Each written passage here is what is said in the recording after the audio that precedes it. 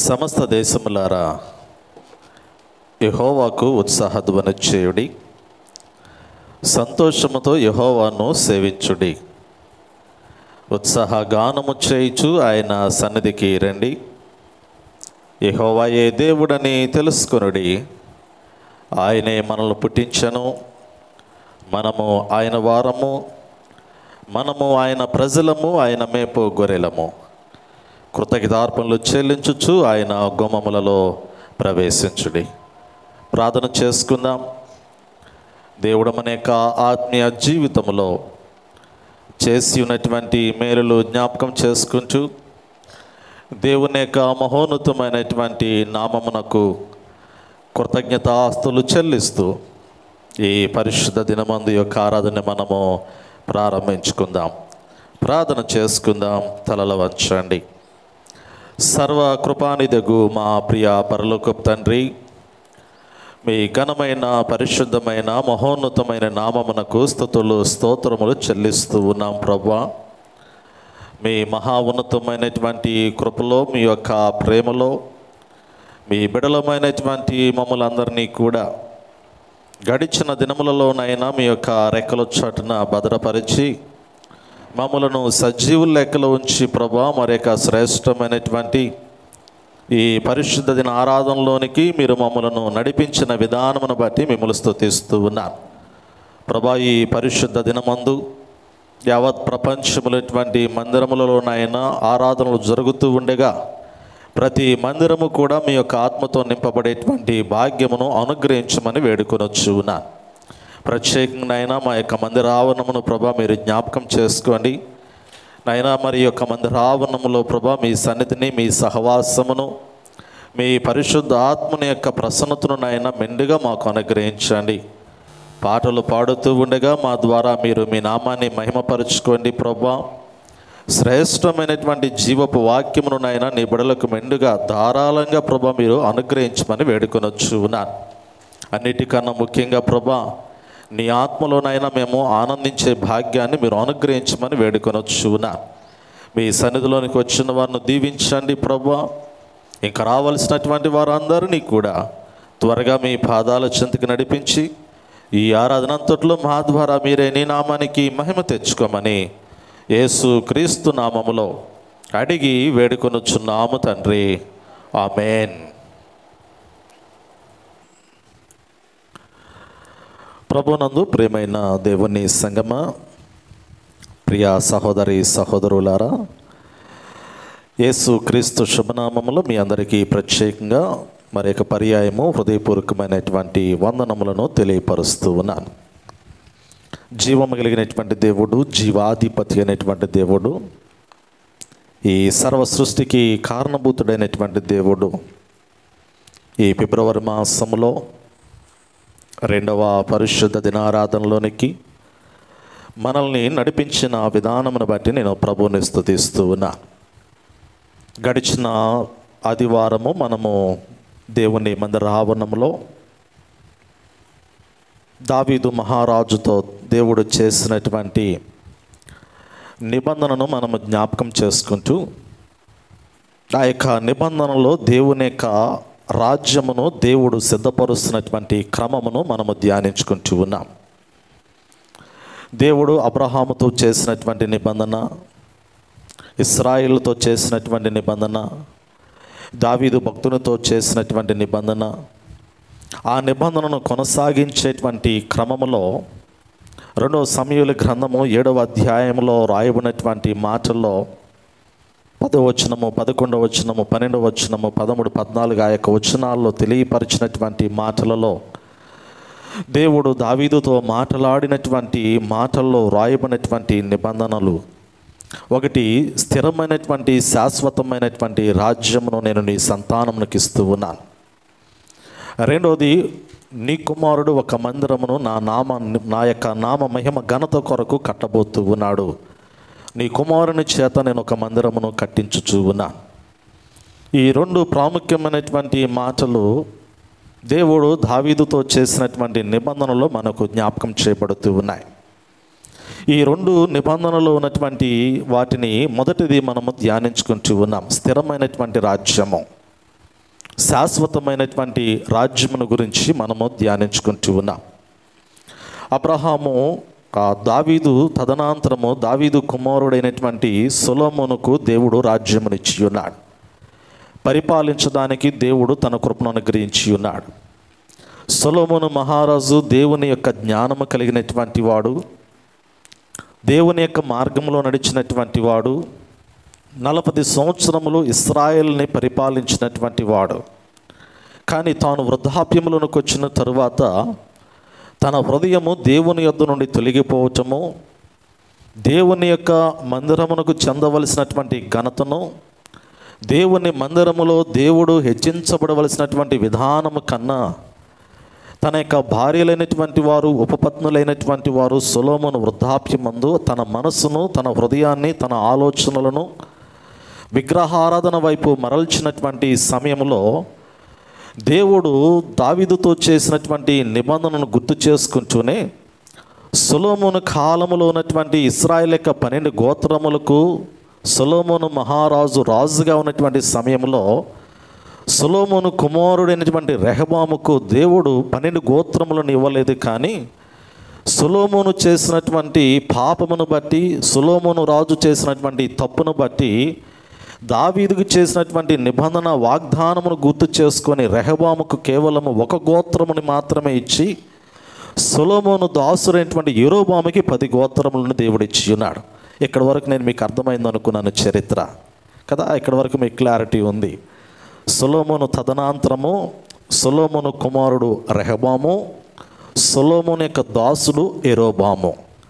సొలొమోను హృదయము ఎప్పుడైతే దేవుని యొద్ద నుండి తొలగిపోయిందో మరుక్షణము సొలొమోను యొద్ద నుండి రాజ్యమును దేవుడు తీసివేయలేదు. కానీ దావీదుతో చేసినటువంటి నిబంధనను గుర్తు చేసుకుంటూ నిబంధనను కడవరకు కూడా కొనసాగించడానికి స్థిరమైనటువంటి రాజ్యము, శాశ్వతమైనటువంటి రాజ్యము దావీదు చేత దేవుడు భూమి మీద ఏర్పాటు చేయబోతూ ఉన్నాడు. కాబట్టి ఆ నిబంధనను గుర్తు చేసుకొని రెహబాముకు మాత్రము 1 గోత్రమునిచ్చి మిగిలినటువంటి 10 గోత్రములు యెరోబామునికి ఇచ్చినట్లుగా వాక్యంలో మనము గమనించగలుగుతూ ఉన్నాం. ఈ వాక్య భాగాన్ని మీరు 1 రాజుల గ్రంథము 12వ అధ్యాయము, 11వ అధ్యాయము, 12వ అధ్యాయము, ఈ 2 అధ్యాయాలు మీరు చదివితే ఆ 2 అధ్యాయాల్లో దేవుడు సొలొమోను యొద్ద నుండి రాజ్యమును తీసివేసినటువంటి విధానము, యెరోబాము నుంచి మరలా రెహబాము నుంచి యెరోబాముకి 10 గోత్రములను ఇచ్చినటువంటి విధానము మనకి ఆ యొక్క లేఖన భాగంలో మనకు కనపడుతూ ఉంది.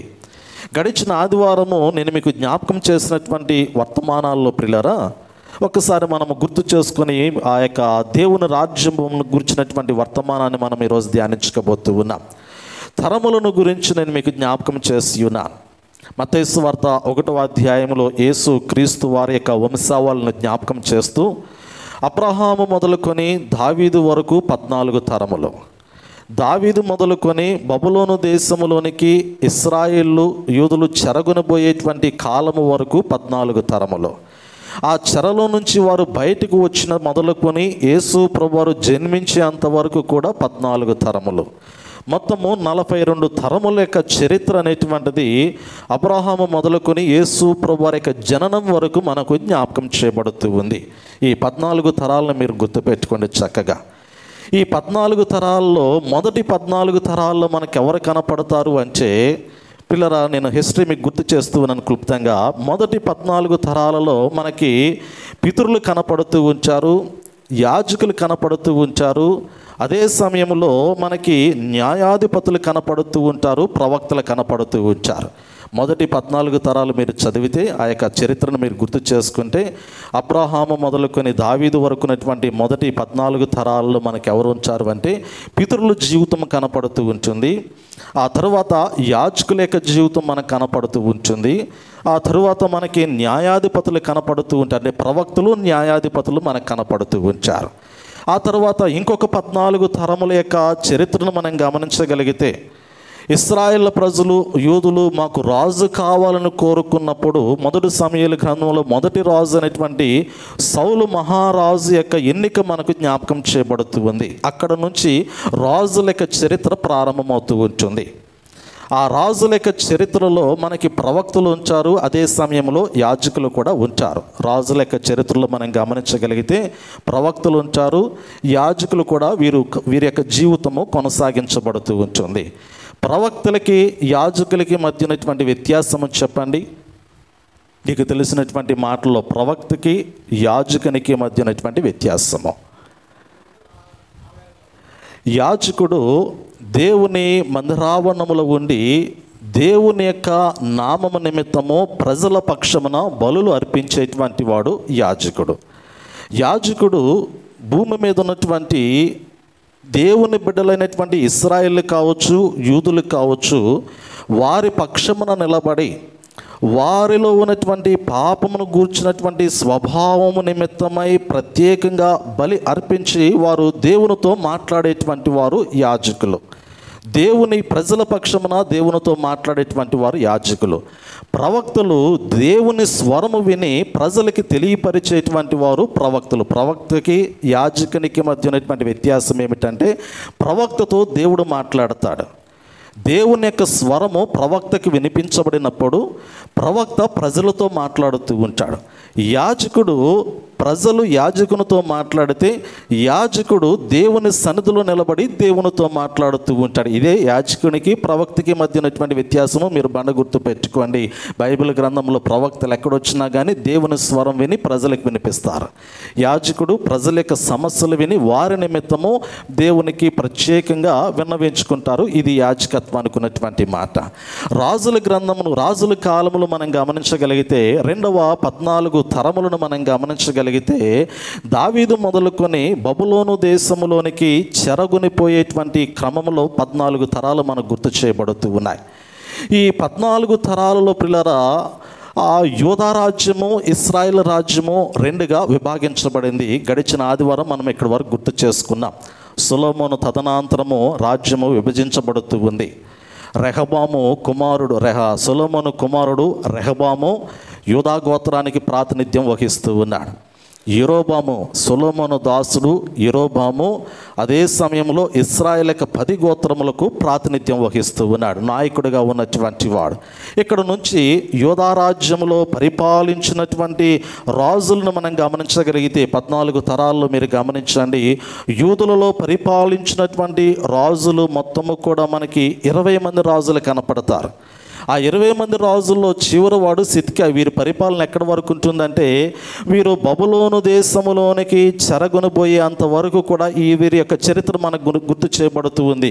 బబులోను దేశములోనికి బబులోను రాజు అయినటువంటి నెబుకద్నెజరు వచ్చి యెరూషలేము మీద ముట్టడి వేసి యెరూషలేము దేవాలయంను పడగొట్టి యెరూషలేములో ఉన్నటువంటి యవ్వన బిడ్డలను, యెరూషలేములో ఉన్నటువంటి సమస్తమును కూడా చెరగొనబోతాడు బబులోను దేశానికి. అక్కడ వరకు కూడా మనకి యూదా రాజ్యం యొక్క చరిత్ర మనకు కనపడుతూ ఉంటుంది. మొత్తము యూదులను పరిపాలించినటువంటి రాజులు ఎంతమంది అంటే 20 మంది రాజులు పరిపాలించారు. వీరందరూ కూడా రెహబాము తర్వాత తదనంతరము వచ్చినటువంటి రాజులు యూదా రాజులు. అదే సమయంలో 2వ భాగాన్ని గమనించగలిగితే యెరోబాము పరిపాలించాడు. అతడు సొలొమోనుకు దాసుడు. ఆ యెరోబాము క్రింద వచ్చినటువంటి రాజులు మనం గమనించగలిగితే ఇశ్రాయేలును పరిపాలించినటువంటి వారు 19 మంది రాజులు. ఈ 19 మంది రాజులు ఇశ్రాయేల్ యొక్క చరిత్ర ముగింపులోనికి వచ్చిన తర్వాత అష్షూరు రాజు ఇశ్రాయేలును చెరగొనబోతూ ఉంటాడు. ఇద్దరు చెరలోకి వెళతారు. బబులోను దేశంలోనికి చెరలోనికి వెళ్ళినటువంటి ఆ విధానం మనకు కనపడుతూ ఉంది. అందుకే 14 గోత్రములు అన్నాము కదా. 14 గోత్రములు దావీదు మొదలుకొని బబులోను చెర వరకు వెళ్ళేటువంటి గోత్రములు ఏంటంటే 14 గోత్రాలు.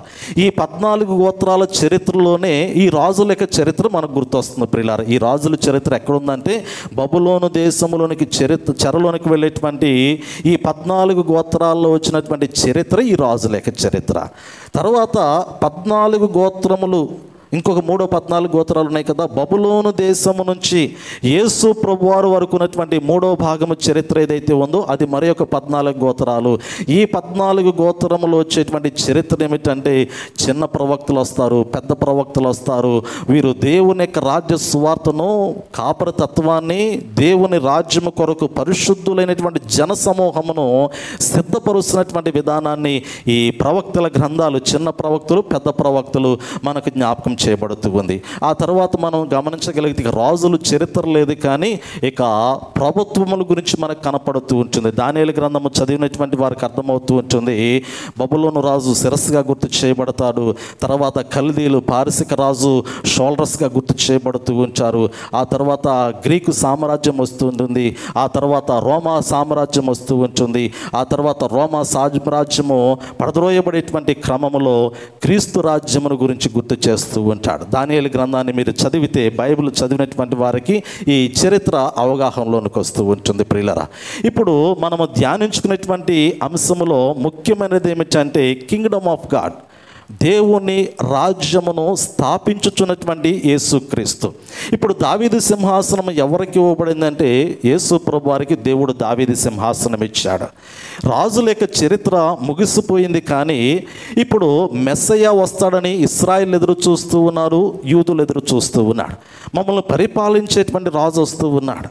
మాకున్నటువంటి శ్రమల నుండి, మాకున్నటువంటి ఇబ్బందుల నుండి, మాకున్నటువంటి కష్టాల నుండి, మేమున్నటువంటి బానిసత్వము నుండి, మేమున్నటువంటి ఈ యొక్క భయంకరమైనటువంటి పాపముతో కూడినటువంటి స్వభావము నుండి మమ్మల్ని విడిపించేటువంటి వాడు వస్తాడని మరి ప్రజలైనటువంటి వారు, యూదులైనటువంటి వారు, ఇశ్రాయేలు అయినటువంటి వారు ఎదురు చూస్తున్నటువంటి క్రమంలో దావీదు సింహాసనమును ఏలుటకు, దావీదు సింహాసనమును మరలా పునఃప్రారంభించడానికి దేవుని కుమారుడైనటువంటి యేసు ప్రభువారు కన్యక గర్భములో జన్మిస్తాడు.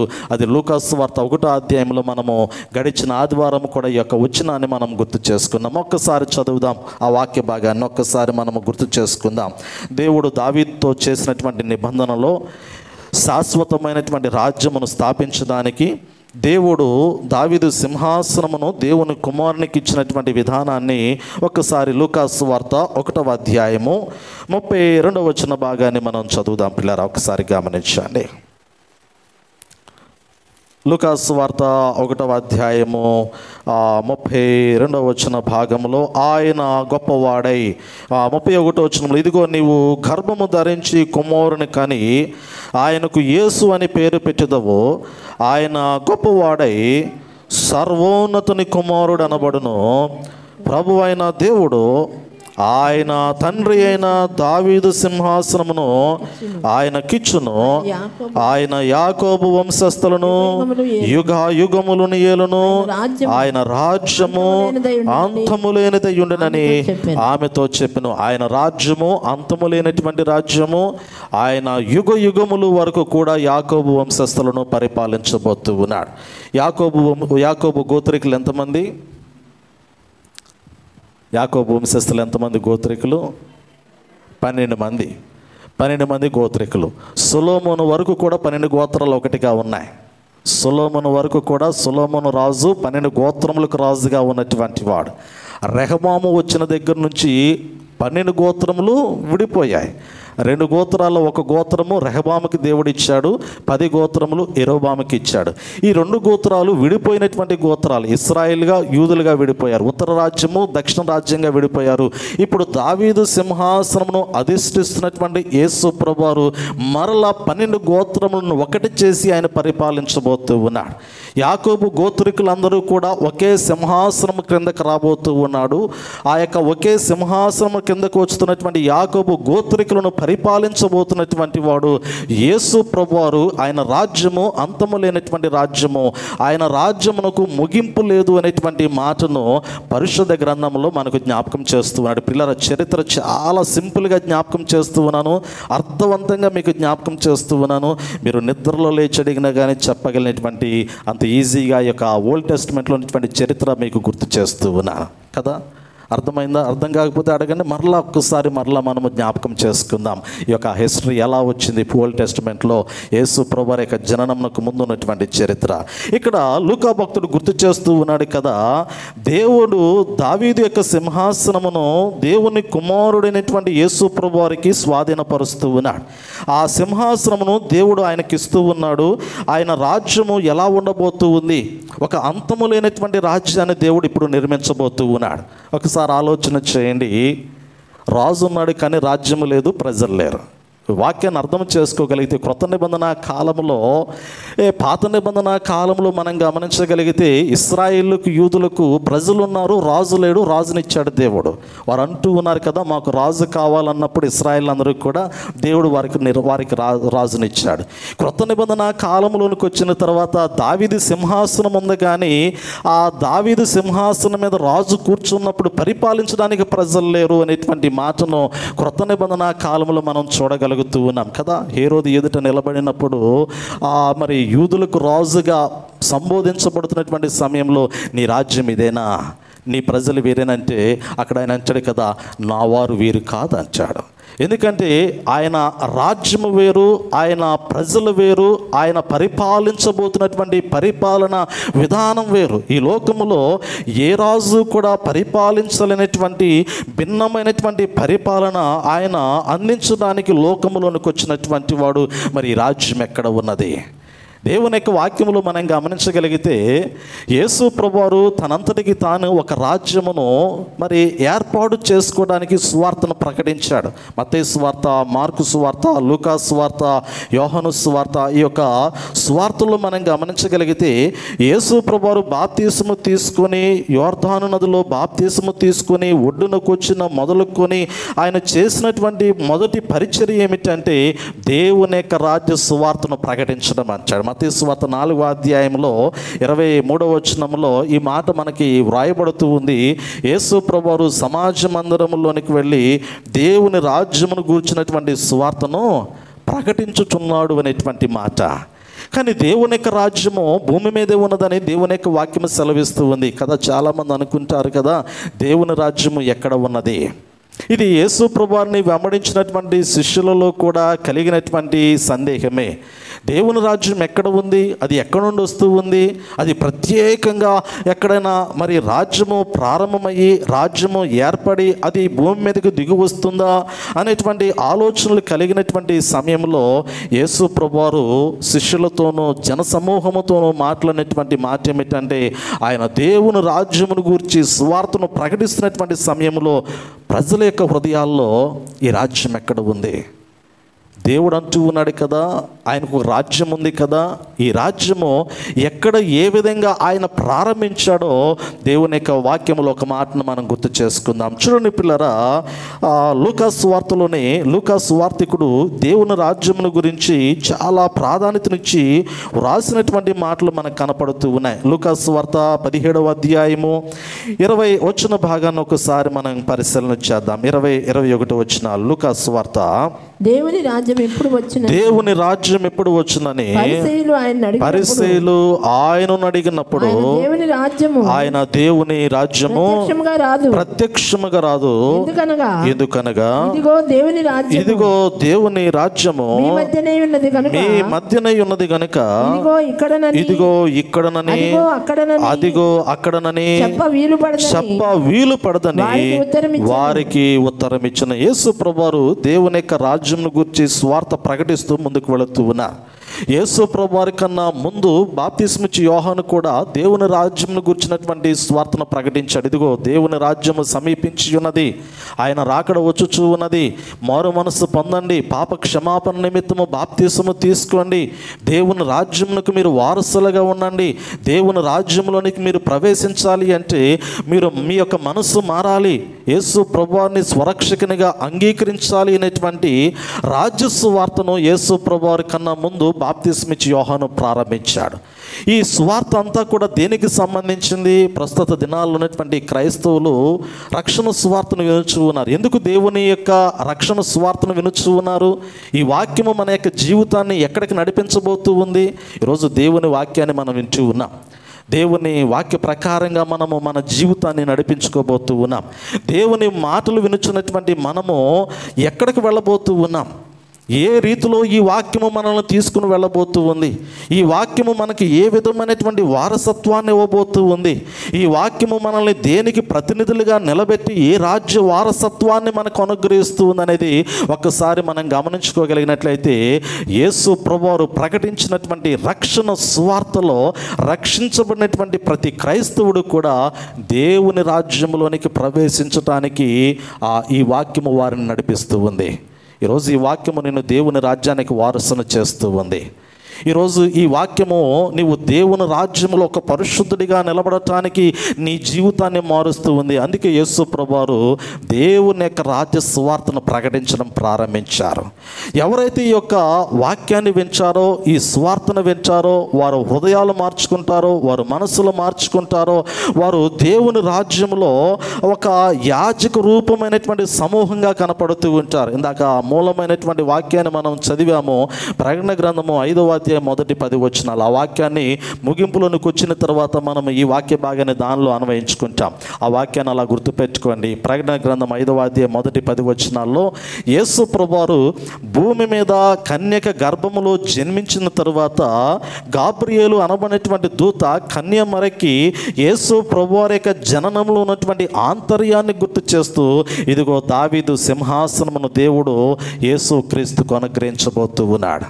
ఆ సింహాసనమును ఏలుటకు నేడు ఆయన రక్షకుడిగా ఈ లోకంలో జన్మించి ఉన్నాడు. ఆయన యూదులకు రాజుగా ఉన్నటువంటి వాడు. ప్రకటన గ్రంథంలో గమనించాము, ఆయన యోధా గోత్రపు సింహముగా వచ్చినటువంటి వాడు అంటాడు.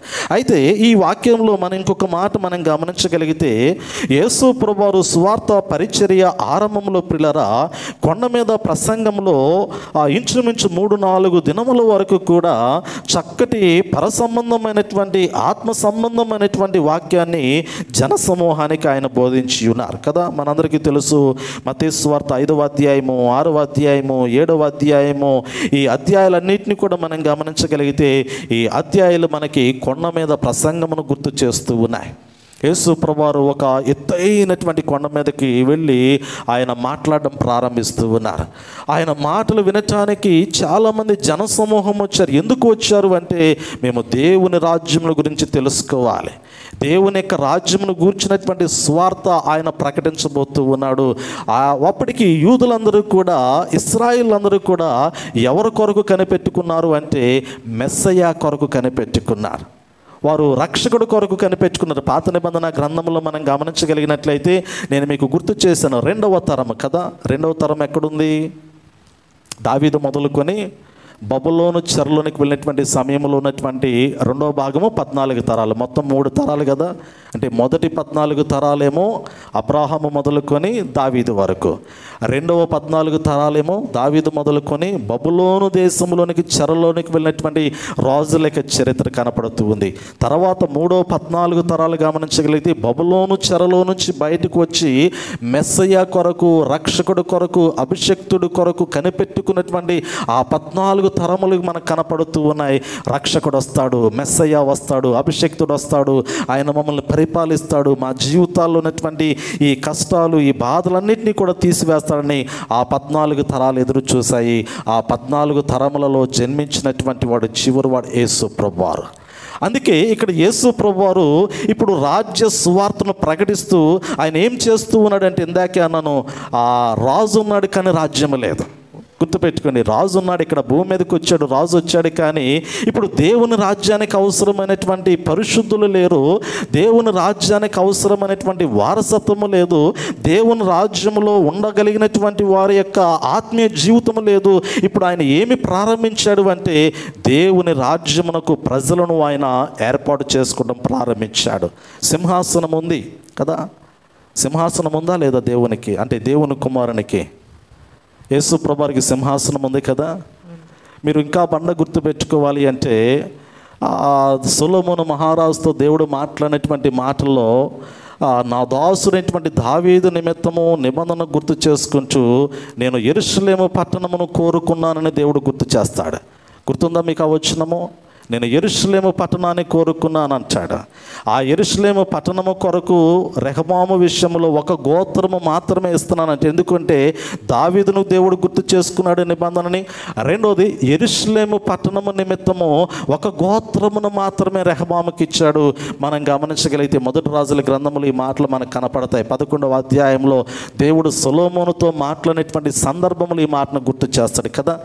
ఒకసారి గుర్తు చేస్తాను, మీరు అంత ఆశ్చర్యంగా చూడవసరం లేదు, కానీ అనుమానాస్పదంగా చూడవసరం లేదు, కానీ నేను ఆ మాట మీకు గుర్తు చేస్తాను. ఒక్కసారి చూడండి, మొదటి రాజుల గ్రంథము 11వ అధ్యాయము 12వ వచన భాగంలో మనం గమనించగలిగితే, అయినను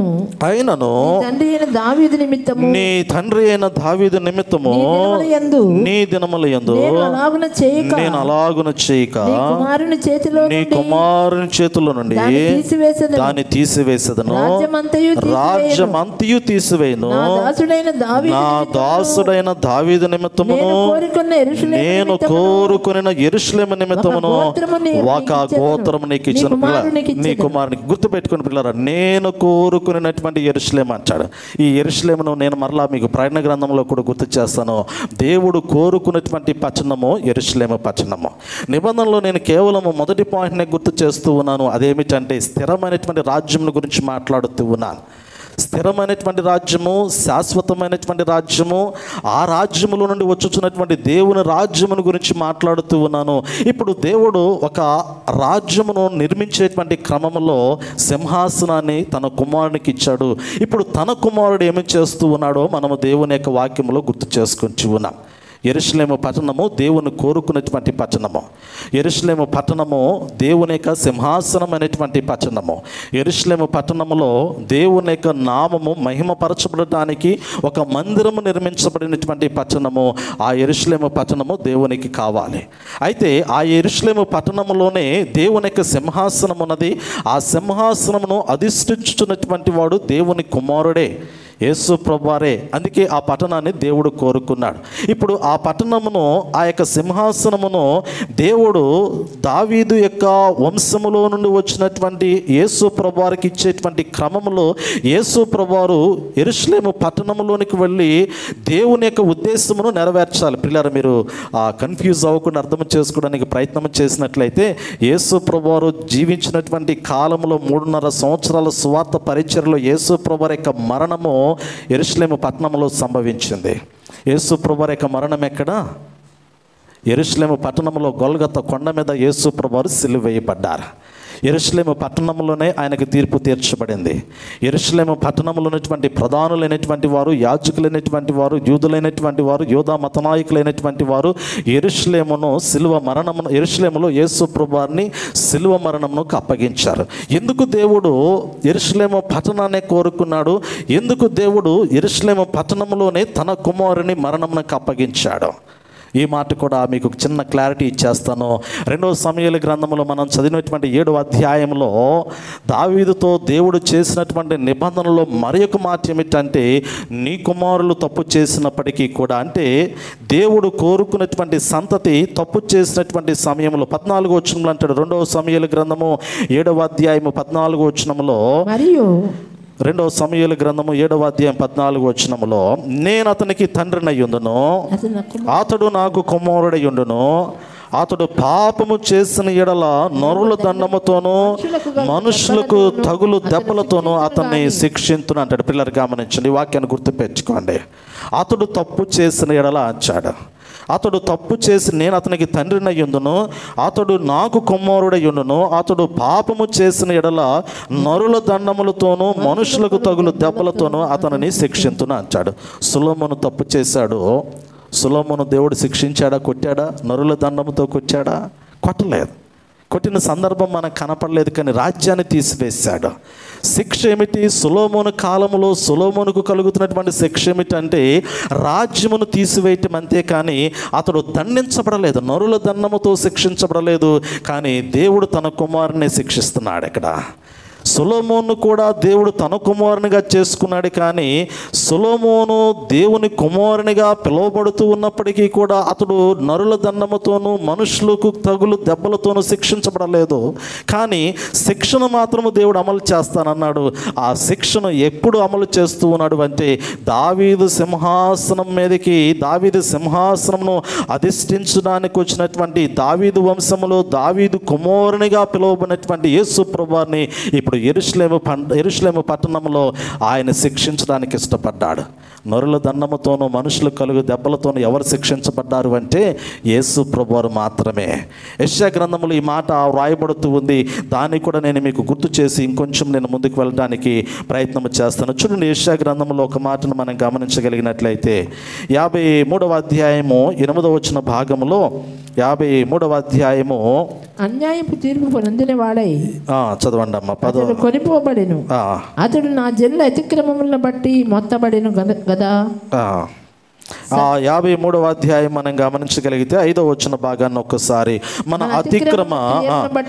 అతిక్రమ క్రియలను బట్టి అతడు గాయపరచబడెను, మన దోషములను బట్టి నలగొట్టబడెను, మన సమాధానార్థమైన శిక్ష అతని మీద పడెను, అతడు పొందిన దెబ్బల చేత మనకి స్వస్థత కలుగుచున్నది, మనమందరము గొర్రెల వలె త్రోవ తప్పిపోతిమి, మనలో ప్రతివాడును తనకిష్టమైన త్రోవకు తొలగెను, యెహోవా మన అందరి దోషమును అతని మీద మోపెను. పిల్లలు, యెషయా గ్రంథము 53వ అధ్యాయంలో 10వ వచనంలో కూడా అతనిని నలగగొట్టుటకు యెహోవాకి ఇష్టమాయెను, ఆయన అతనికి వ్యాధి కలగచేసినంటాడు. ఈ 53వ అధ్యాయంలో మనకి గుర్తు చేస్తూ ఉన్నాడు కదా, దేవుని కుమారునిగా ఎంచబడినటువంటి సొలొమోను తప్పు చేశాడు, శిక్షించబడలేదు. కానీ ఇప్పుడు దేవుని కుమారునిగా దావీదు సింహాసనం మీదకి వచ్చినటువంటి యేసు ప్రభువుని దేవుడు శిక్షించడానికి ఇష్టపడుతూ ఉన్నాడు, నలగగొట్టడానికి ఇష్టపడుతూ ఉన్నాడు. నలగగొట్టేటువంటి క్రమములో అంతకు మునుపు కానీ లేదా ఆయన రాజ్యమునకు వారసులైనటువంటి వారి యొక్క పాపములన్నిటినీ కూడా, దోషములన్నిటినీ కూడా ఇప్పుడు ఆయన కుమారుడైనటువంటి యేసు ప్రభువారి మీదకి తీసుకుని వచ్చి ఆయనని నలగగొడుతూ ఉన్నట్లుగా దేవుని యొక్క వాక్యములు మనం చూడగలుగుతూ ఉన్నాం. అందుకే యోహాను భక్తుడు అంటాడు కదా, యోహాను సువార్త 1వ అధ్యాయంలో మనం గమనించగలిగితే, ఇదిగో లోక పాపములను మోసుకుని పోవచ్చున్న దేవుని గొర్రెపిల్ల అంటాడు. యేసు ప్రభువారిని చూచి లోక పాపములను మోసుకుని పోవచ్చున్నటువంటి దేవుని గొర్రెపిల్లని అక్కడ మనకు గుర్తు చేస్తూ ఉంటాడు. నిజమే కదా ప్రియులారా, ఆయన వదకు తేబడినటువంటి గొర్రెపిల్ల. ఈ వాక్యాన్ని అంతటిని మీరు గుర్తుపెట్టుకోండి. ప్రకటన గ్రంథం 5వ అధ్యాయంలో ఈ సంభాషణ అంతటిని మరలా మనం చూస్తామన్నమాట. ఆయన వదకు తేబడినటువంటి గొర్రెపిల్ల ఎందుకు వదకు తేబడ్డాడు అంటే, లోకములో ఉన్నటువంటి మన పాపముల నిమిత్తమై ఆయన శిలువ మరణ బలియాగముగా తన్ను తాను అర్పించుకోవడానికి అపరాధ పరిహారార్థ బలిగా ఆయన మనల్ని మన అపరాధ పరిహారార్థ బలిగా ఆయన తనను తానే అప్పగించుకున్నట్లుగా పరిశుద్ధ గ్రంథంలో మనం చూడగలుగుతూ ఉన్నాం. నిజమే పిల్లరా, ఎవరి కొరకంటే అది మన కొరకు అంచాడు. ఎందుకొరకు అంటే దేవుని రాజ్యమును స్థాపించడానికి అంచాడు. ఈరోజు దేవుని రాజ్యము ఒక పరిశుద్ధమైనటువంటి రాజ్యం. అందుకే క్రొత్త నిబంధన కాలంలో యేసు ప్రభువారు దేవుని రాజ్య సువార్తను ప్రకటిస్తూనే ఇంకొక మాట మనకి గుర్తు చేయబడుతూ ఉంటుంది. పరిశుద్ధమైనటువంటి పౌలు భక్తుడు కూడా జ్ఞాపకం చేస్తూ ఉంటాడు.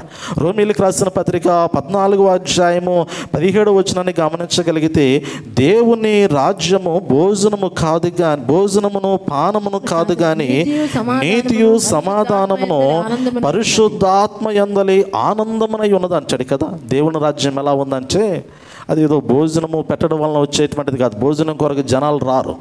దేని కొరకు వస్తారు అంటే, పరిశుద్ధ ఆత్మలో ఆనందించడానికి దేవుని రాజ్యంలోనికి వస్తారంట.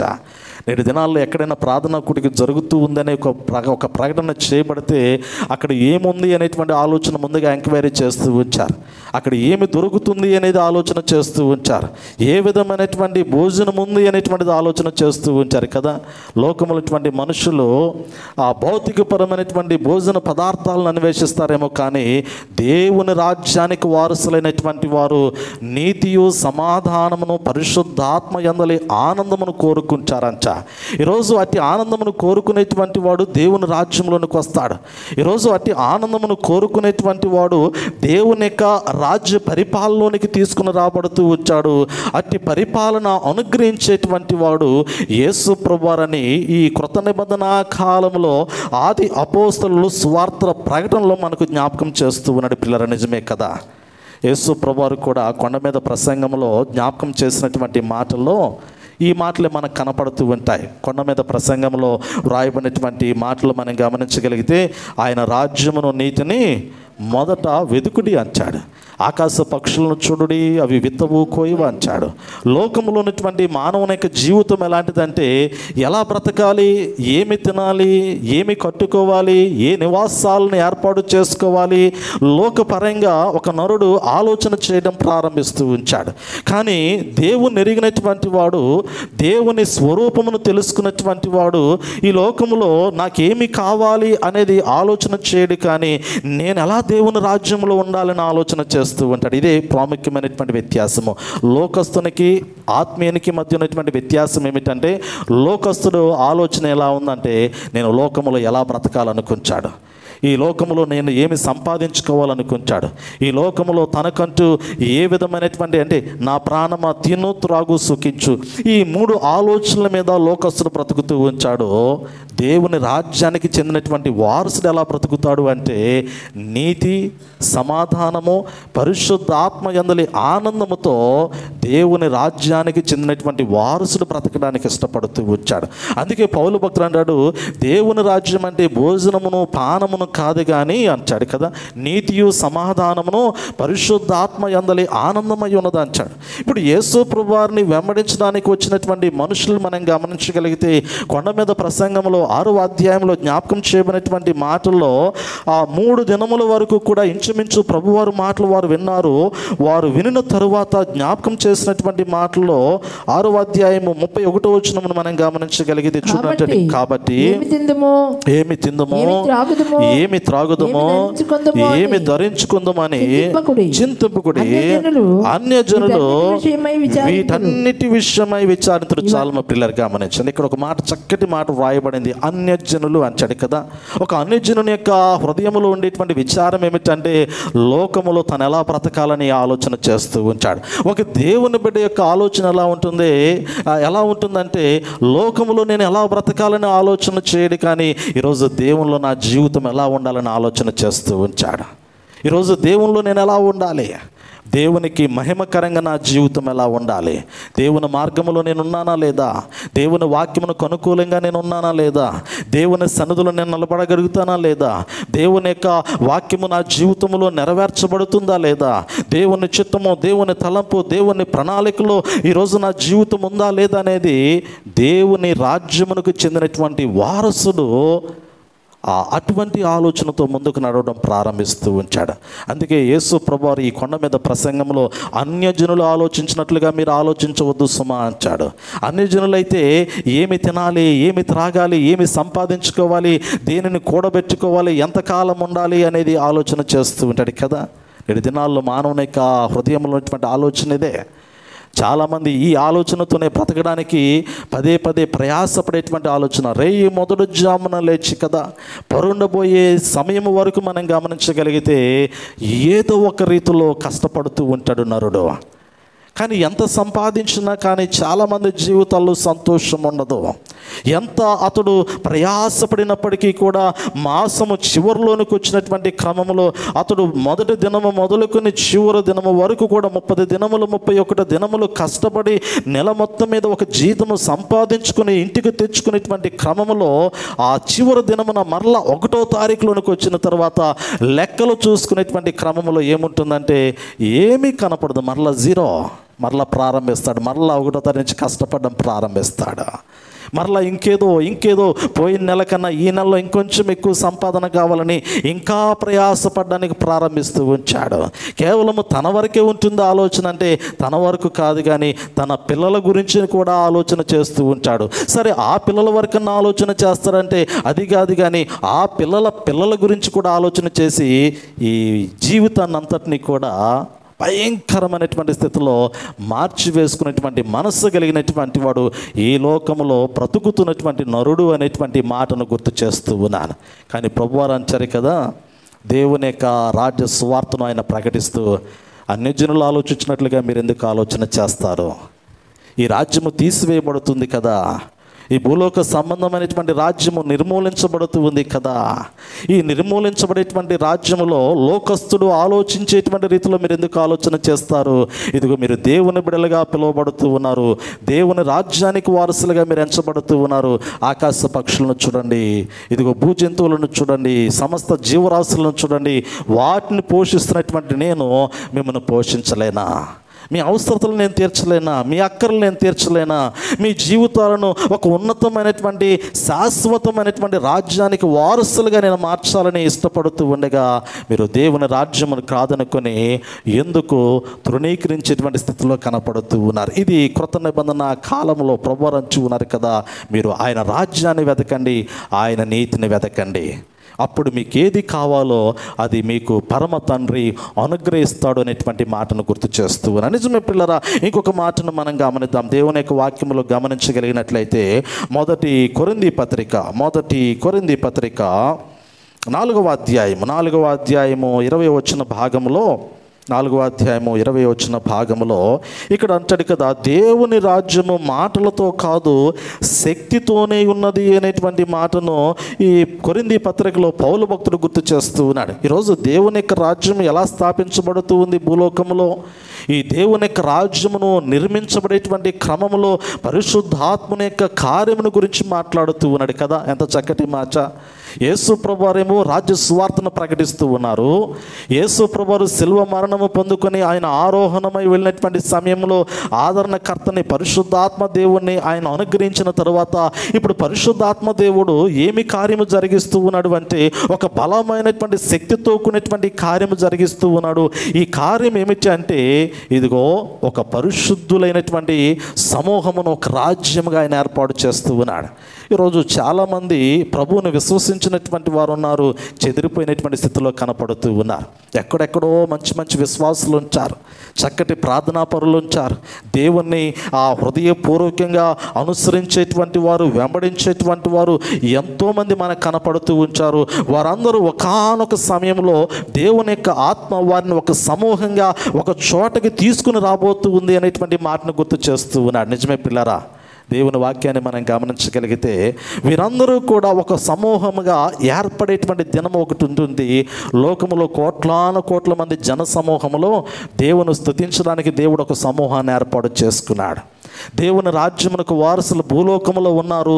ఈ భూలోకములో ఉన్నటువంటి దేవుని యొక్క రాజ్యానికి చెందినటువంటి వారసులు దేవుని ఎదుటకు ఆయన తీసుకుని రాబోతున్నటువంటి సందర్భాన్ని పరిశుద్ధ గ్రంథంలో దేవుడు గుర్తు చేస్తూ ఉన్నాడు. నిజమే, చూడండి, ఆ మాటను కూడా నేను మీకు జ్ఞాపకం చేయడానికి ఇష్టపడుతూ ఉన్నాను. అయితే ఒక మాటను ఈ సమయంలో మనము జ్ఞాపకం చేసుకుందాం. మీరు అనవచ్చు, పాస్టర్ గారు, దేవుని రాజ్యానికి వారసులు క్రీస్తు రక్తములో కడగబడి క్రీస్తు రక్తములో కడగబడి ఒక పరిశుద్ధమైనటువంటి సమూహముగా ఏర్పరచబడబోతూ ఉన్నటువంటి సమయంలో అసలు దేవుని రాజ్యం ఎలా ఉంటుంది? శిష్యులు యేసు ప్రభువుని అడుగుతూ ఉన్నారు, పరిసయ్యులు యేసు ప్రభువుని అడుగుతూ ఉన్నారు, దేవుని రాజ్యం ఎలా ఉంటుంది? ఈ దేవుని రాజ్యం ఎప్పుడు రాబోతూ ఉంది? ఈ పాత నిబంధన కాలంలో మనం గమనించగలిగితే దేవుని గురించి, దేవుని రాజ్యమును గురించి, దేవుని రాజ్యమును పరిపాలించేటువంటి రాజులకు రాజును, ప్రభువులకు ప్రభువు అయినటువంటి దేవుని గురించి ఆ పరిశుద్ధ గ్రంథంలో దానియేలు భక్తుని యొక్క కాలంలో ఎన్నో శ్రేష్టమైనటువంటి మాటలు అన్య రాజులైనటువంటి వారు పలికినటువంటి సందర్భాలు మనకు కనపడుతూ ఉన్నాయి. ఆ బబులోను దేశాన్ని పరిపాలిస్తున్నటువంటి నెబుకద్నెజరు రాజు పలికినటువంటి ఒక మాటను మనం ఒకసారి జ్ఞాపకం చేసుకుందాం. ఇతడు దేవుని రాజ్యమును గురించి పలికినటువంటి మాట, దేవుని ఇచ్చినటువంటి సాక్ష్యం ఏమైతే ఉందో అది క్రొత్త నిబంధన కాలంలో ఒక బలమైనటువంటి సాక్ష్యముగా మనకు కనపడుతూ ఉంది. దానియేలు గ్రంథము ఒకసారి చూడండి. దానియేలు గ్రంథము 4వ అధ్యాయము ఆ 2-3 వచనాలు ఒకసారి మనం చదువుదాం. పిల్లలు గమనించండి త్వరగా. మహోన్నతుడగు దేవుడు, మహోన్నతుడగు దేవుడు నా ఎడల చేసిన అద్భుతములను, నా ఎడల చేసిన అద్భుతములను, సూచక క్రియలను మీకు తెలియచేయుటకు నాకు మనస్సు కలిగింది. ఈ మాట ఎవరు చెప్పారమ్మా? ఈ మాట ఎవరు పలుకుతున్నారు? నెబుకద్నెజరు రాజు పలుకుతున్నటువంటి మాట. ఈ 4వ అధ్యాయం ప్రారంభ వచనంలో నెబుకద్నెజరు రాజు మాట్లాడడం ప్రారంభిస్తూ ఉన్నాడు. దేవుడు నాకు ఒక మనసు ఇచ్చాడు, నా మనసులో దేవుడు ఒక ప్రేరేపణ చేశాడు. ఈరోజు నా మనసులో కలిగినటువంటి ఆలోచన, నా మనసులో పుట్టినటువంటి తలంపు, నా మనసు దేని గురించి మాట్లాడమంది, నా మనసు ఎవరిని గురించి చెప్పమందంటే ఆ యొక్క మాటలు ఇక్కడ జ్ఞాపకం చేస్తూ, మహోన్నతుడగు దేవుడు నా ఎడల చేసిన అద్భుతములను, సూచక్రియలను మీకు తెలియచేయుటకు నాకు మనస్సు కలిగింది. ఒక అన్యరాజుగా ఉన్నటువంటి వాడను, ఇశ్రాయేలులను, యూదులను ఒక మహోన్నతుడైనటువంటి దేవుడు నా చేతికి అప్పగించాడు. ఈ బబులోను రాజుకి దేవుడు ఇశ్రాయేలులను, యూదులను అప్పగించేశాడు.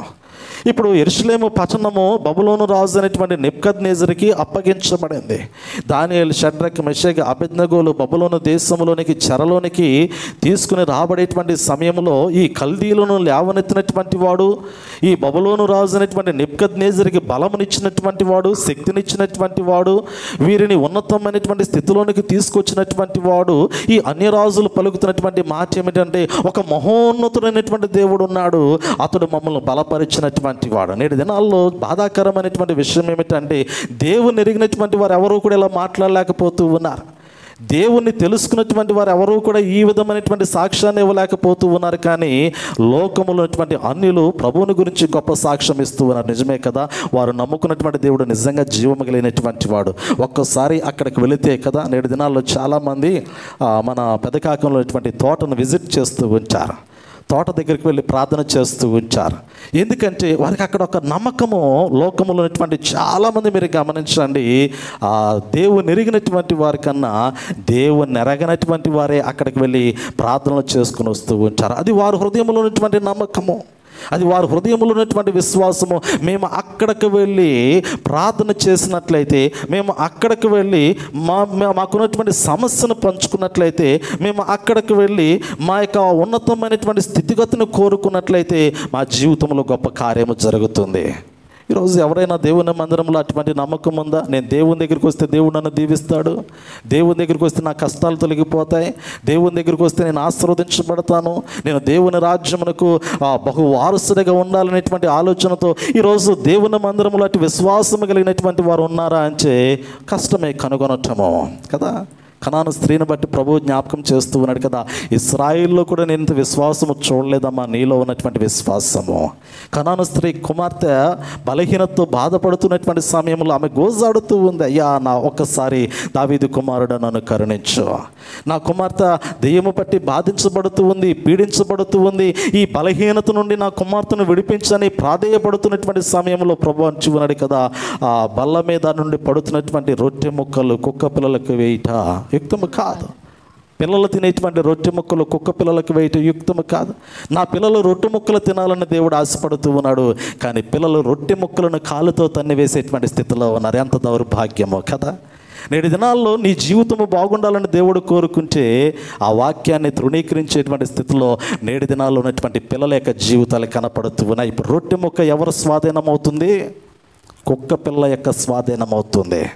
ఆమె ఆ యొక్క దీనురాలు, ఆ యొక్క కనాను స్త్రీ, శిరోపనిక వంశమందు పుట్టినటువంటి కనాను స్త్రీ అంటూ ఉంది కదా, అయ్యా పర్వాలేదు, నీ పిల్లలు తినివేయగా మిగిలిపోయినటువంటి పడిపోయినటువంటి రాలిపోయినటువంటి రొట్టె ముక్కనైనా కుక్క పిల్లలాగా నేను తినడానికి ఇష్టపడుతూ ఉన్నాను, ఆ రొట్టె ముక్క నాకు దొరికితే చాలయ్యని ఆమె ప్రభువుని అడుగుతూ ఉంది. ఆ ఒక్క చిన్న రొట్టె ముక్క చాలు, రొట్టె అంత అవసరం లేదు, నాకు రొట్టె అంత అవసరం లేదు, చిన్న మొక్క చాలు. ఆ మొక్క నా జీవితాన్ని మారుస్తుంది, ఆ మొక్క నా అవసరాన్ని తీరుస్తూ ఉంది, ఆ మొక్క నా బిడ్డ జీవితాన్ని బాగు చేస్తూ ఉంది, నా పరిస్థితులన్నింటినీ మార్చేస్తుంది. ఆ చిన్న రొట్టె ముక్కను నాకు ఇవ్వయ్యా, ఆ చిన్న జీవాహారాన్ని నాకు ఇయ్యయ్యా, ఆ చిన్న జీవపు వాక్యము నాకు ఇయ్యయ్యా, నా జీవితాన్ని నేను మార్చుకుంటాను. ఆ రొట్టె ముక్క నాకు నా జీవితాన్ని నేను మార్చుకుంటాను. ఈరోజు రొట్టె ఇచ్చినా కానీ లెక్కలేనితనం కనపడుతూ ఉంది. రొట్టె ముక్క దొరికితే చాలని ఎదురు చూచేటువంటి మనుషుల యొక్క స్వభావం కనపడుతూ ఉంది. ఆ కనాన స్త్రీ రొట్టె ముక్క తినటానికి ఇష్టపడింది. కుక్క స్వభావంతో పోల్చుకుంది. ప్రభు అంటున్నాడు కదా, అమ్మా నీ విశ్వాసం చాలా గొప్పదే, నా స్వజనంలో కూడా నేను ఇంత విశ్వాసాన్ని చూడలేదే, ఎవరి కొరకైతే ప్రాణం పెట్టాలనుకుంటూ ఉన్నాను వారిలో కూడా ఈ విశ్వాసాన్ని చూడలేదే, నన్ను వెంబడించడానికి వచ్చినటువంటి ఇశ్రాయేల్లో కూడా నేను ఈ విశ్వాసాన్ని చూడలే, ఈ 12 గోత్రాల్లో కూడా ఈ విశ్వాసం నాకు కనపట్టలేదే, నీలో ఉన్నటువంటి విశ్వాసం చాలా గొప్పదమ్మా, నిజంగా నీవు ధన్యురాలువు, నీ కోరిక నెరవేరుతుందని యేసు ప్రభువు ఆమెను దీవించాడు కదా. ఈరోజు మనకి జీవితం ఎలా ఉండాలి అంటే, ఒక చిన్న రొట్టె ముక్క దొరికినా చాలు, అది మనల్ని దేవుని రాజ్యంలోనికి నడిపిస్తుంది. ఆ యొక్క రొట్టె ముక్క మన యొక్క జీవితాన్ని నీతితోనూ న్యాయముతోనూ సమాధానముతోనూ పరిశుద్ధాత్మ యందలి ఆనందముతోనూ దేవుని రాజ్యములో నిలబెట్టగలిగినటువంటి భాగ్యం మనకి ఇస్తుందని ఎదురు చూసేటువంటి స్థితిలో ఉండాలి. అందుకే ప్రభువారు అంటారు కదా, దేవుని రాజ్యాన్ని నీతిని మీరు వెతకండి, లోకములో ఉన్నటువంటి వాటిని కాదు. ఒక కనాన స్త్రీ చిన్న రొట్టె ముక్క కొరకు ప్రాకులాడింది, మీరు లోకము కొరకు ప్రాకులాడుతూ ఉన్నారు, లోక ఆశల కొరకు పరిగెడుతూ ఉన్నారు, లోకములో ఉన్నటువంటి సిరి సంపదల కొరకు ఆశతో కనిపెట్టుకొని లోకపరమైనటువంటి భోగ భాగ్యములు అనుభవించడానికి పరిగెడుతూ ఉన్నారు. ప్రభు అంటూ ఉన్నాడు కదా, భూ సంబంధమైనటువంటి రాజ్యమునకు దేవుడు ముగింపు పలికి దేవుని యొక్క రాజ్యమును ఆయన స్థాపించుకుంటూ ఉన్నాడు.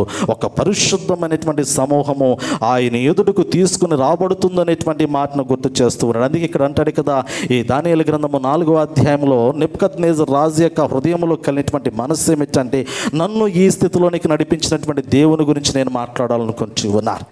ఇక్కడ నెబుకద్నెజర్ రాజు కూడా దేవుని యొక్క గొప్పతనాన్ని చాటుతూ ఉన్నాడు. చూడండి ఒకసారి మనం 3వ వచనము 4వ అధ్యాయం.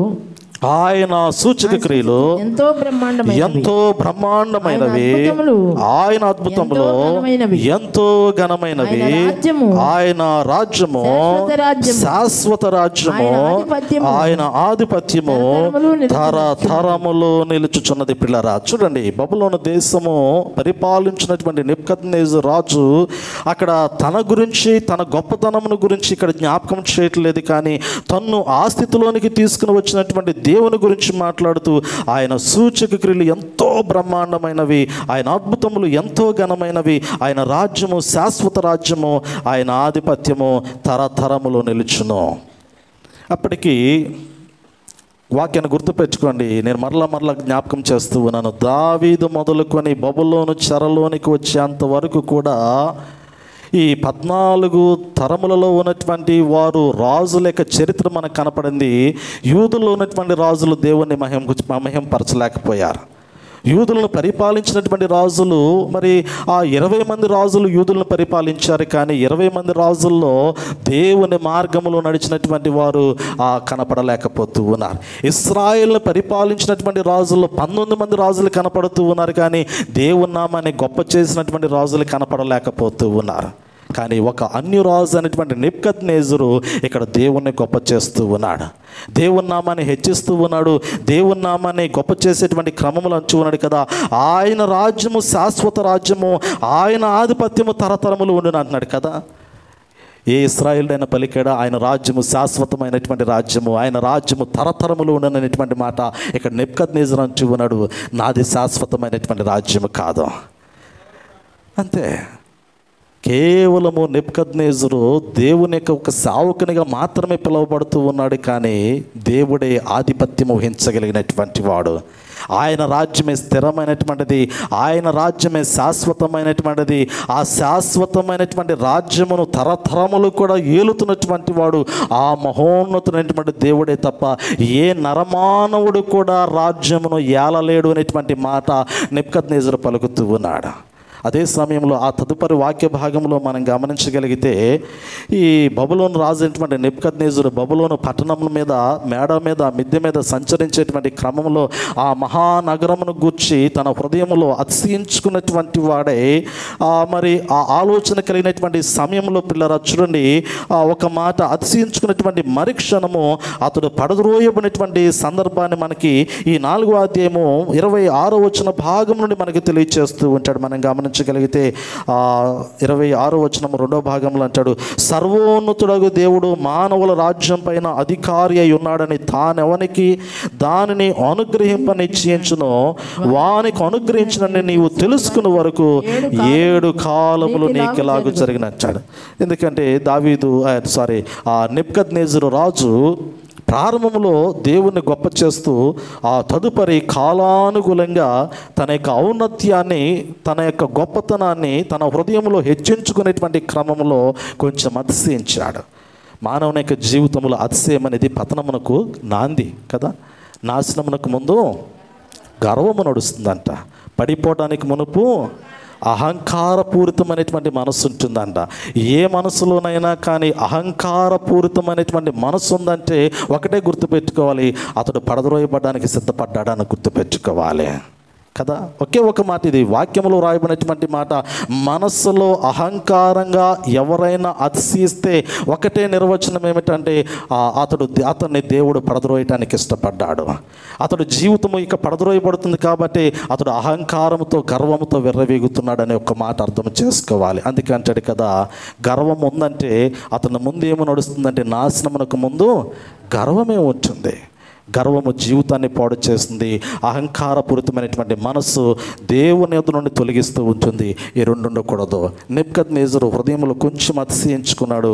అతిశయించుకున్న మరుక్షణము అతని రాజ్యం అతని యొద్ద నుండి తీసివేసినటువంటి సమయంలో మరలా యొక్క నెబుకద్నెజరు రాజు మానవ బుద్ధి కలిగినటువంటి వాడే పలికినటువంటి మాటను మనం గమనిద్దాం. 34వ వచనము, ఆ కాలము గడిచిన పిమ్మట నెబుకద్నెజరును నేను మరలా మానవ బుద్ధి గలవాడనై నా కండ్లు ఆకాశము తట్టి ఎత్తి చిరంజీవియు సర్వోన్నతునగు దేవుని స్తోత్రము చేసి ఘనపరిచి స్తుతించితిని.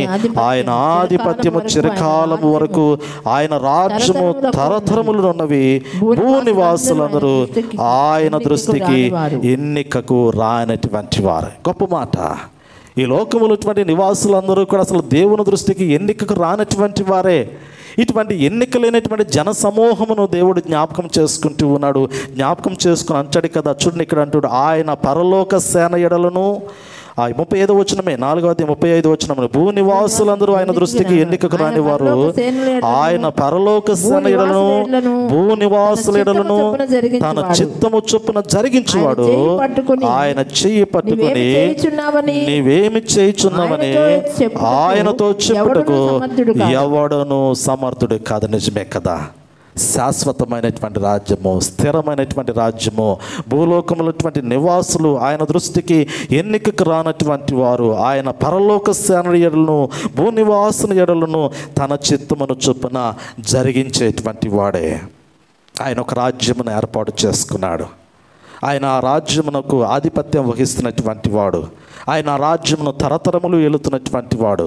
ఆయన ఆ రాజ్యమును ఒక శాశ్వతమైనటువంటి స్థిరమైనటువంటి రాజ్యముగా నియమించినటువంటి వాడు. ఇప్పుడు ఆ రాజ్యమును పరిపాలించడానికి వచ్చినటువంటి వాడు. ఆ రాజ్యమును దేవునికి మహిమకరంగా నిర్మించుచున్నటువంటి వాడే యేసు ప్రభువారు. ప్రియులారా, అదే క్రొత్త నిబంధన కాలంలో మనకు గుర్తు చేస్తాడు. దానియేలు గ్రంథము మీరు ఇంటికి వెళ్ళిన తర్వాత చదవండి. ఈ దానియేలు గ్రంథంలో చాలా చరిత్ర మనకు కనపడుతూ ఉంటుంది. దేవుని కుమారుడు రాజుగా రాబోతున్నటువంటి చరిత్ర, దేవుని రాజ్యము నిర్మించబడేటువంటి చరిత్ర, అదే సమయంలో ఈ 70 వారముల కాలములో ఆ రాజ్యముల పతనమును గురించి, నూతన రాజ్య ఆవిర్భావమును గురించి ఇవన్నీ కూడా మనకు దీనిలో కనపడతాయి. నెబుకద్నెజరు కానీ, కోరోషు కానీ, దర్యావేషు కానీ వీరందరూ కూడా అన్యరాజులైనప్పటికీ కూడా వీరు దేవుని హెచ్చించారు. దానియేలు గ్రంథంలో ఉన్నటువంటి రాజులందరూ కూడా ఇశ్రాయేలు కాదు, యూదులు కాదు. ఇశ్రాయేలు కాదు, యూదులు కాదు, కల్దీయులు అందరూ కూడా. వీరందరూ కూడా కల్దీయుల రాజులు, మోయాబు రాజులు. వీరందరూ కూడా ఎవరు అంటే దేవుని ఎరగనటువంటి వారే, దేవునికి దూరంగా ఉన్నటువంటి వారే. దేవునికి దూరంగా ఉన్నటువంటి వారికి ఘనతనిచ్చాడు దేవుడు, వారిని హెచ్చించాడు దేవుడు. వారి యొక్క చెరలోనికి తీసుకుని ఎవరిని పంపించాడు అంటే తన సంతతిని దేవుడు చెరలోనికి పంపించాడు. ఇశ్రాయేల్ అందరూ కూడా అష్షూరు చెరలో ఉన్నటువంటి వారు, యూదులందరూ కూడా బబులోను చెరలో ఉన్నటువంటి వారు. 2 విషయాలు గుర్తుపెట్టుకోండి. 2 విషయాలు గుర్తుపెట్టుకోండి. అష్షూరు చెరలో ఉన్నటువంటి వారు ఇశ్రాయేలీయులు, బబులోను చెరలో ఉన్నటువంటి వారు యూదులు. బబులోను చెరలో ఉన్నటువంటి వారిలో మనం గమనించగలిగితే దానియేలు, షడ్రక్, మెషక్, అబేద్నెగోలు అందరూ కూడా బబులోను దేశంలో నెబుకద్నెజరు కాలంలో చెరలో ఉన్నటువంటి వారిగా మనకు కనపడుతూ ఉంచారు. ఈ చెరకాలము ముగిసిన తర్వాత మనకి మరలా క్రీస్తు రాజ్యంలో కూర్చున్నటువంటి స్వార్థ వ్యాప్తి అనేటువంటిది మనకు కనపడుతూ ఉంటుంది. పిల్లలు గమనించండి, ఒక మాటను గుర్తు చేస్తూ ఉన్నాను. దానియేలు గ్రంథము 6వ అధ్యాయము 25వ వచన భాగము. దానియేలు గ్రంథము 6వ అధ్యాయము 25వ వచన భాగం నుండి మనం ఒక మాటను పరిశీలన చేద్దాం. అప్పుడు రాజగు దర్యావేషు లోకమంతటా నివసించు సకల జనులకును రాష్ట్రములకును ఆయా భాషలు మాట్లాడు వారికి ఈలాగు వ్రాయించను, మీకు క్షేమాభివృద్ధి కలుగును గాక. నా సముఖమును నియమించినదేమనగా నా రాజ్యములోని సకల ప్రభుత్వములు యందుండు దానియేలు యొక్క దేవునికి నివాసులు దానియేలు యొక్క దేవునికి భయపడుచు ఆయన సముఖమున వణుకుచుండవలన. పిల్లలు గమనించండి, ఒక నిమిషం చూడండి, వచనాన్ని గమనించండి. దర్యావేషు రాజు పరిపాలనలో తన దేశములటువంటి ప్రజలకి ఒక శాసనాన్ని ఇస్తూ ఉన్నాడు. అక్కడ ఒక చట్టాన్ని అతడు జారీ చేస్తూ ఉన్నాడు. అతడు ఇచ్చినటువంటి చట్టములో, అతడు జారీ చేసినటువంటి శాసనంలో జ్ఞాపకం చేసినటువంటి మాట ఏమిటంటే, మీకు క్షేమాభివృద్ధి కలుగునిగాక అంటాడు. రాజు తన ప్రజల యొక్క క్షేమాన్ని కోరుకున్నాడు. ఇక్కడ దర్యావేషు తన పరిపాలనలో ఉన్నటువంటి ప్రజల యొక్క క్షేమాన్ని కోరుకున్నాడు. ఈ ప్రజలందరూ కూడా అన్యులైనటువంటి వారే. దర్యావేషు యొక్క రాజ్యంలో ఉన్నటువంటి వారు ఇశ్రాయేలు బానిసత్వంలో ఉన్నారు, యూదుల బానిసత్వంలో ఉన్నారు. అదే సమయంలో ఆ దేవుణ్ణి ఎరగినటువంటి అన్యజనులు ఈ దర్యావేషు యొక్క పరిపాలనలో ఉన్నటువంటి ప్రజలుగా మనకు కనపడుతూ ఉన్నారు. ఆ ప్రజలకి ఒక మంచి క్షేమకరమైనటువంటి వర్తమానాన్ని ఇస్తూ ఉన్నాడు. వర్తమానం ఇచ్చేటువంటి సమయంలో జ్ఞాపకం చేసినటువంటి మాట ఏమిటంటే, ఇదిగో నా సముఖమున నియమించినదేమనగా నా రాజ్యంలోని సకల ప్రభుత్వములు యందుండు నివాసులు దానియేలు యొక్క దేవునికి భయపడొచ్చు, ఆయన సముఖమున వణుకుచుండాలి అంటాడు. దేవుని నామాన్ని ఈ దర్యావేషు అంత ఉన్నతమైనటువంటి స్థితిలో పెట్టి, మీరు లోబడవలసినటువంటి దేవుడు ఎవరైనా ఉన్నారా అంటే దానియేలు భక్తుడు ఆరాధిస్తున్నటువంటి దేవుడు సజీవుడు. దానియేలు సింహముల బోనులో పడద్రోయబడినప్పుడు ఈ దానియేలు దేవుడు వచ్చి దానియేలు సింహముల నోట పడకుండా కాపాడినటువంటి వాడు. దానియేలు అగ్నిగుండంలో పడద్రోయబడినటువంటి సమయంలో అగ్ని కీలకల చేత దానియేలు దహించబడకుండా దానియేలు దేవుడు వచ్చి తనను కాపాడినటువంటి వాడు. దానియేలు దేవుడు సజీవుడైనటువంటి వాడు. దానియేలు దేవుడు ఆది అంతము లేనటువంటి వాడు, మహిమ కలిగినటువంటి వాడు. దానియేలు దేవునికి లోకము లోబడాలి, దానియేలు దేవునికి సకల ప్రజలు లోబడాలి, దానియేలు దేవునికి ప్రజలు భయపడాలి, ఆ దేవుణ్ణి ఆరాధించాలి అనేటువంటి మాటను దర్యావేషు ఒక శాసనమును జారీ చేసి ప్రజలకు తెలియపరిచినటువంటి మాటల్లో ఇంకొక మాట అంటాడు కదా, ఆయన జీవము గల దేవుడు, ఆయనే యుగ యుగములు ఉండేవాడు, ఆయన రాజ్యము నాశనమును కానేరదు, ఆయన ఆధిపత్యము తుదముట్టునకుండును, ఆయన విడిపించువాడును రక్షించువాడనై ఉండి పరమందును భూమి మీదను సూచక క్రియలను ఆశ్చర్య కార్యములు చేయవాడు, ఆయనే సింహముల నోట నుండి ఈ దానియేలును రక్షించనని రాయించను. ప్రియులారా గమనించండి, దేవుని జీవము కలిగినటువంటి దేవుని గురించినటువంటి వర్తమానాన్ని ప్రభుత్వములన్నిటికీ కూడా ఆ యొక్క వ్రాత చేత ఒక శాస్త్రమును జారీ చేసి పంపించాడు కదా. మన ప్రభుత్వములకు జీవో జారీ చేస్తూ ఉంటాయి. గవర్నమెంట్ ఏదైనా ఆ అసెంబ్లీలోనో ఒక నిర్ణయం తీసుకొని, ఒక క్యాబినెట్ ఒక నిర్ణయం తీసుకొని ఒక దాన్ని అమలు చేసేటువంటి సమయంలో ఒక జీవో రూపంలో ఆ యొక్క జీవోని విడుదల చేస్తూ ఉంటారు. ఆ జీవోని రాష్ట్రం అంతా కూడా అధికారులందరూ కూడా అనుసరించాలా. ఇక్కడ దర్యావేషు ఒక శాసనాన్ని ఇచ్చాడు, ఒక జీవోని ఇచ్చాడు, ఒక చట్టాన్ని ఇచ్చాడు. ప్రభుత్వములు, భూలోకములు ఉన్నటువంటి ప్రభుత్వములన్నీ కూడా జీవము కలిగినటువంటి దేవునికి మాత్రమే భయపడాలా. జీవం కలిగినటువంటి దేవుని సన్నిధిలో వణుకుచూ ఉండాలా. ఆయన మాత్రమే జీవం కలిగినటువంటి వాడు. ఆయన రాజ్యమే శాశ్వతమైనటువంటిది. ఆయన మాత్రమే యుగయుగములు ఉండువాడు. ఆయన ఆధిపత్యమే తుదమట్టుకు ఉంటుంది. ఆయనే విడిపించువాడు, ఆయనే రక్షించువాడు, ఆయనే రాజ్యమును తీసివేసేటువంటి వాడు. ఆయన రాజ్యమే స్థిరమైనటువంటిది. ఆయన రాజ్యాన్ని వెతకండి, ఆయన రాజ్యాన్ని వెతకండి, స్థిరమైనటువంటి రాజ్యాన్ని వెతకండి. అస్థిరమైనటువంటి రాజ్యము కాదంటాడు. స్థిరమైనటువంటి వాటిని కోరుకోండి, అస్థిరమైనటువంటి వాటిని కాదంటాడు. ఈరోజు జీవము కలిగినటువంటి దేవుని విడిచిపెట్టేటువంటి హృదయాలు ఎన్నో ఉన్నాయి. జీవం కలిగినటువంటి దేవుని సన్నిధిలో నుండి తొలగిపోయేటువంటి వారి జీవితాలు ఎన్నో ఉన్నాయి. కానీ నెబుకద్నెజరు కాలంలో గమనించగలిగితే, దర్యావేషు కాలంలో గమనించగలిగితే, దానియేలు, షడ్రక్, మెషక్, అబేద్నెగోలను బట్టి జీవం కలిగినటువంటి దేవుడు ఎవరో వారు తెలుసుకున్నారు. ఆది అంతమైనటువంటి దేవుణ్ణి వారు ఎరిగి ఉన్నారు. శాశ్వతమైనటువంటి దేవుని యొక్క గొప్పతనాన్ని వారు తెలుసుకొని ఆ గొప్పతనాన్ని చాటించినటువంటి విధానాన్ని ఈ గ్రంథంలో మనం గమనించగలుగుతూ ఉన్నాం పిల్లల. నిజమే. ఇప్పుడు ఆ రాజ్యమును గురించి దేవుడు తన కుమారుడైనటువంటి యేసుప్రభుని పంపించి లోకములో ఉన్నటువంటి సకల మానవాళికి రాజ్య సువార్తను ప్రకటింపచేస్తూ ఉన్నట్లుగా వాక్యములో మనం గమనించగలుగుతూ ఉన్నాం. దేవుని యొక్క రాజ్య సువార్త ప్రకటించబడుతూ ఉంది. మనందరికీ తెలుసు అది శాశ్వతమైన రాజ్యమని. మనందరికీ తెలుసు యుగయుగములు ఆయన పరిపాలించబోతూ ఉన్నాడని. మనందరికీ తెలుసు ఆయన రాజ్యము అంతము కానేరేటువంటిదని. మనందరికీ తెలుసు ఆయన రాజ్యమును వెతికేటువంటి వారు, ఆయన రాజ్యములో ఉండేటువంటి వారు కేవలము పరిశుద్ధులు మాత్రమే అనేటువంటి మాట. దేవుని రాజ్యంలోనికి ఎవరు వస్తారు అంటే వాక్యంలో గుర్తు చేస్తూ నన్ను ఒకసారి చదవండి పిల్లరా. ఈ వాక్య భాగాన్ని ఒక మాటను మనం పరిశీలన చేద్దాం. లూకాసు వార్త 18వ అధ్యాయము, లూకాసు వార్త 18వ అధ్యాయము 29వ వచన భాగాన్ని ఒక్క మాట ఒక్కసారి మనము పరిశీలన చేసుకుందాం.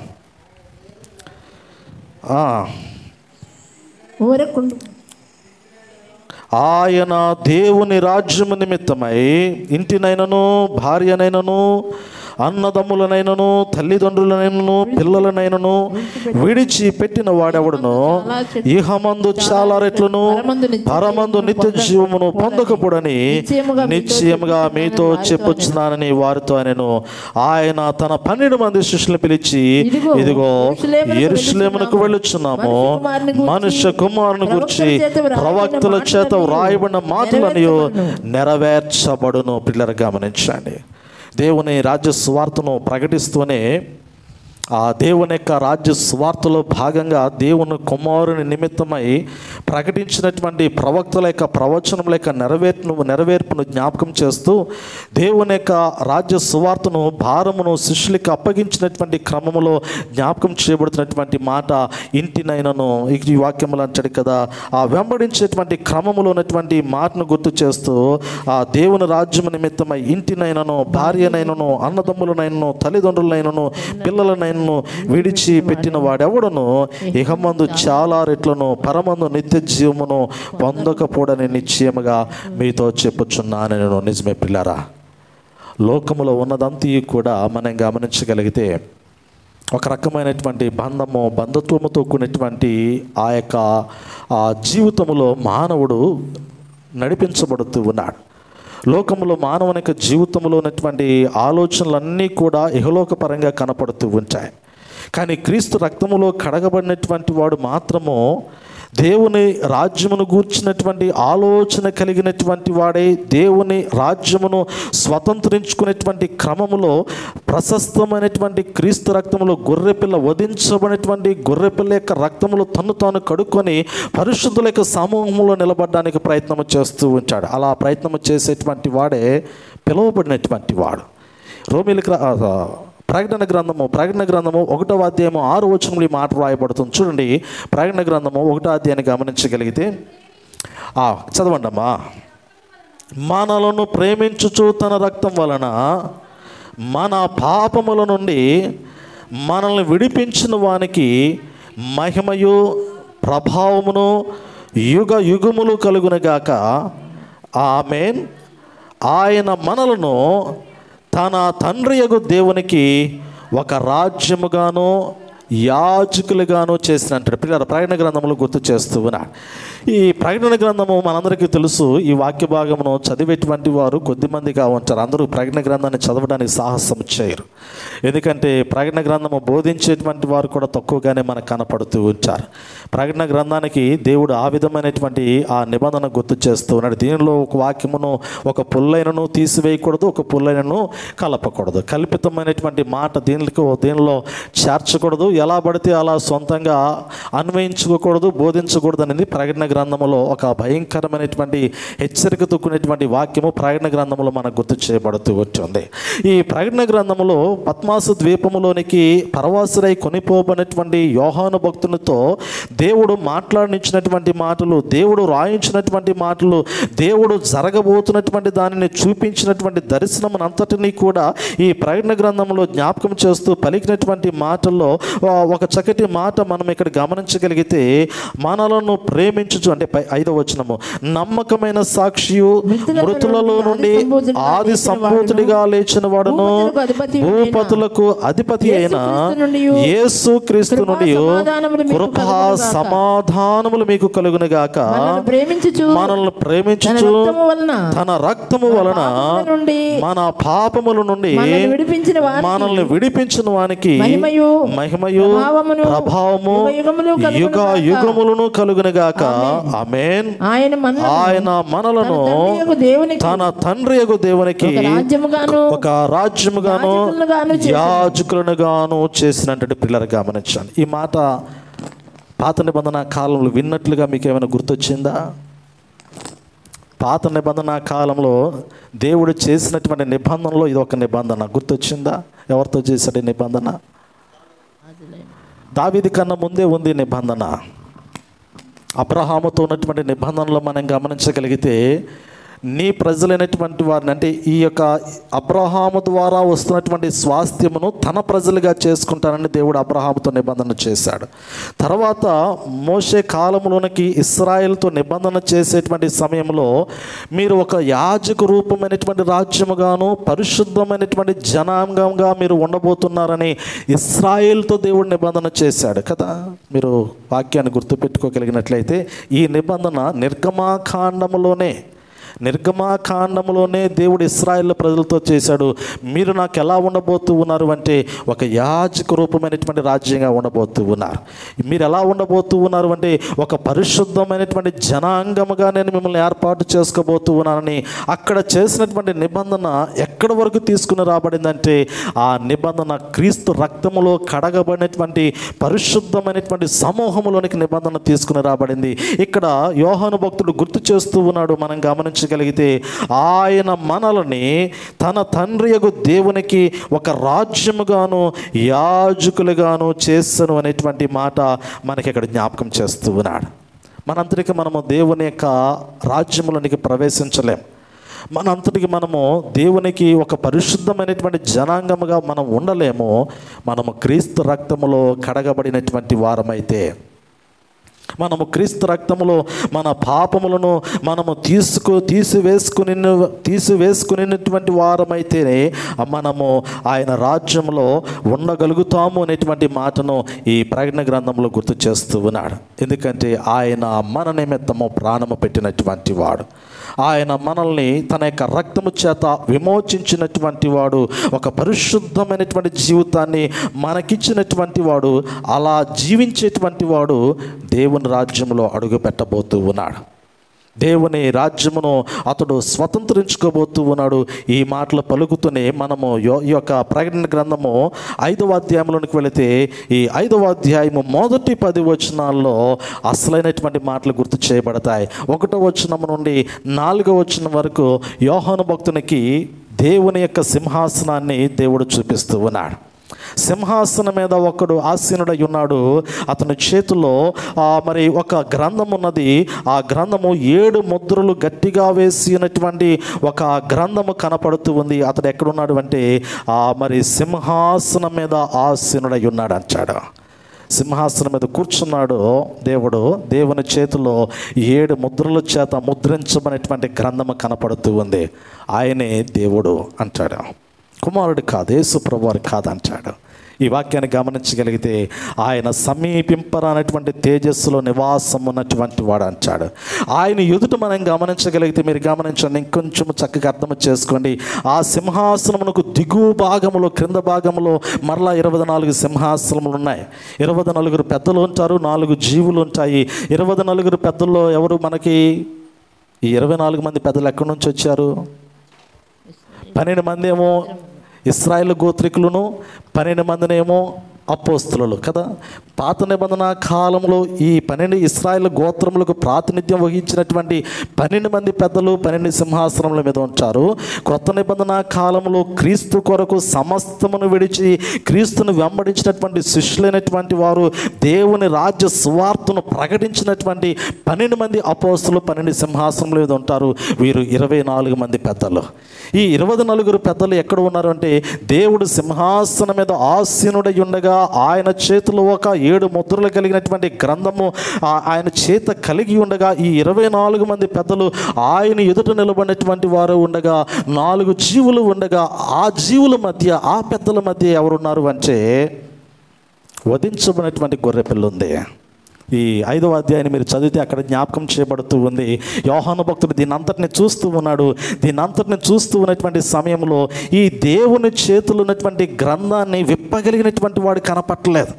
ఎవరైనా ఈ గ్రంథాన్ని విప్పగలుగుతారా? ఆ యోగ్యత ఎవరైనా ఉన్నదా?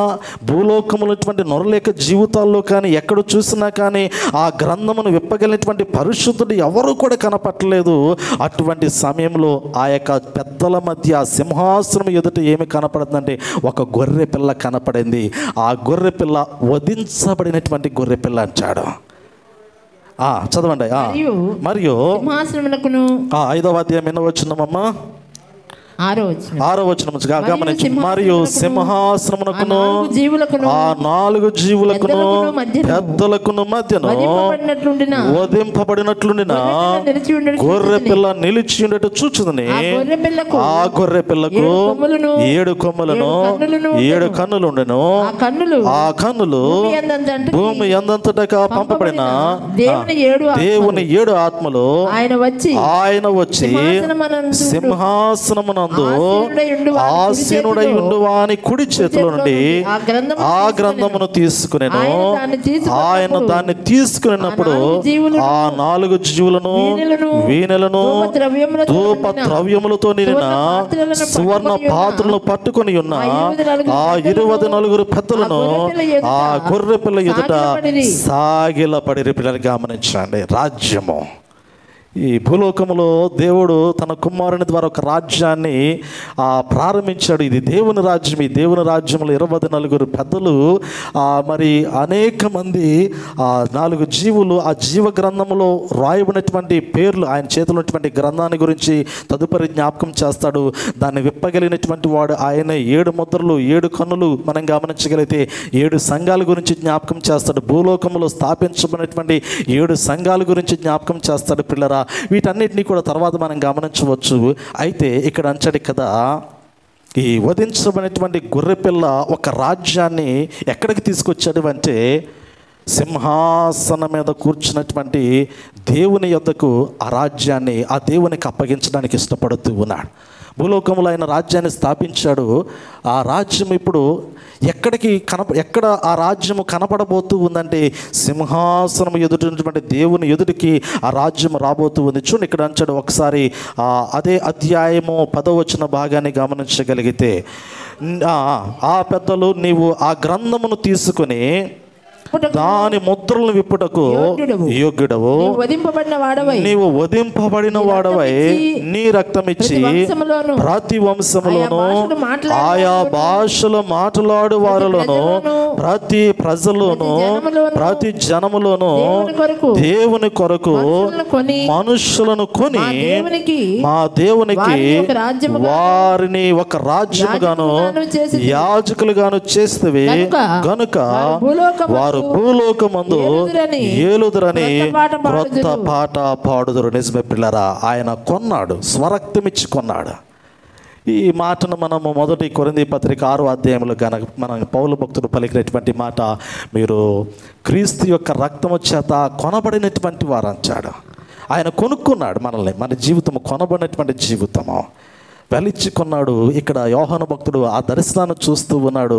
ఆయన ఒక్కడే యోగ్యుడు అంటాడు. ఆ యోగ్యత ఇంకెవరికి లేదు, ఆ యోగ్యత ఎవరికీ లేదు.